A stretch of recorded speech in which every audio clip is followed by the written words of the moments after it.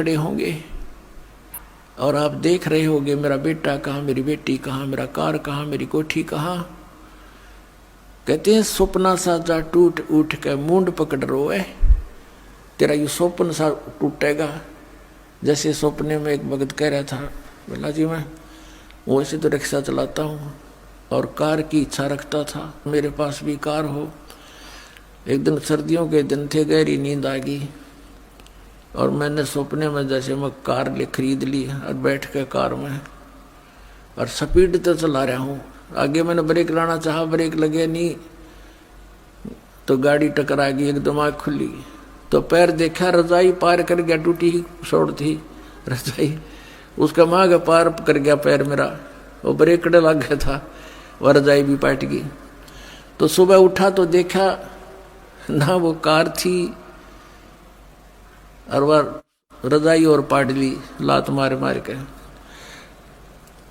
तो कहने का भाव ये पुण्यात्माओं कि उस जब तुम्हारा यह शरीर छूटेगा तब तुम जागोगे, फिर तो उस रजाई में पांव फंसा पाओगा आपका। चारों तरफ यम के दूत खड़े होंगे और फिर देखोगे कहाँ मेरी बेटी, कहाँ मेरा बेटा, कहाँ कार मेरी कोठी।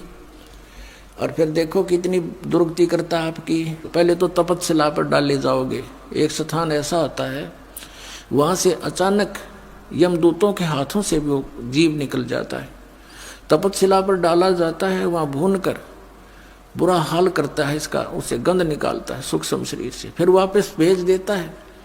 तब तक वो यम के दूत वही इंतजार करते हैं और वो सोचते हैं कि भगवान के पास गया है, वहाँ से वापस आएगा। और फिर वो पकड़ कर ले जाते हैं धर्मराज के पास। धर्मराज जैसा भी उसका विधान अनुसार बना देता है कि जा तू प्रेत बन। अब वो प्रेत बनाकर भेज दिया जाता है। पहले ये 13वीं क्यों मनाया करते थे और 17वीं क्यों मनाते थे कि 13 दिन तक इस जीव का ये नहीं पता यूं कहाँ रहता है, उनको पता ही नहीं था। अब 13वें दिन आवे सारे कोल्लू में गए, पीठ पड़ के तपस्या पर बन के धर्मराज के दरबार में लाइन लग जाती है, इसका नंबर आता तब इसको आगे योनि प्राप्त होती है। तो 13वें दिन फिर यू नीचे पटक दिया जाता है। फिर ये आता अपने घर, जहाँ आशा बादशाह हुई, कहते कि गधा बनेगा, किसी का पशु बन जाएगा उसी परिवार में, या कुत्ता बनकर उसी गली में सैर सपट्टे कर रहा होगा, या प्रेत बनकर फिर वहीं आता है घर पे। और ये घर पे आकर के क्या कहता, बेटा देख मैं आ गया हूँ, बेटी मैं आ गया हूँ।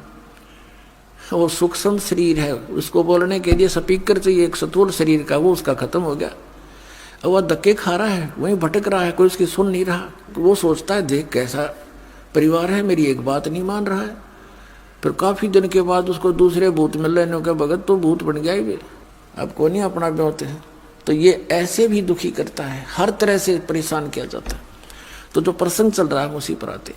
अब कहने का भाव ये है पुण्यात्माओं कि इस परमात्मा की सतभक्ति करने से आपने ना भूत बनना, ना 13वीं की जरूरत, ना 17वीं की आवश्यकता, ना फिर पिंड भरवाने। इन पिंड भरवाने के सारा लगे क्या फायदा मिलता है? नथिंग। परमात्मा कहते हैं भूत जुनी जहाँ छूट है पिंड दान करंत, गरीब दास जिंदा कहे।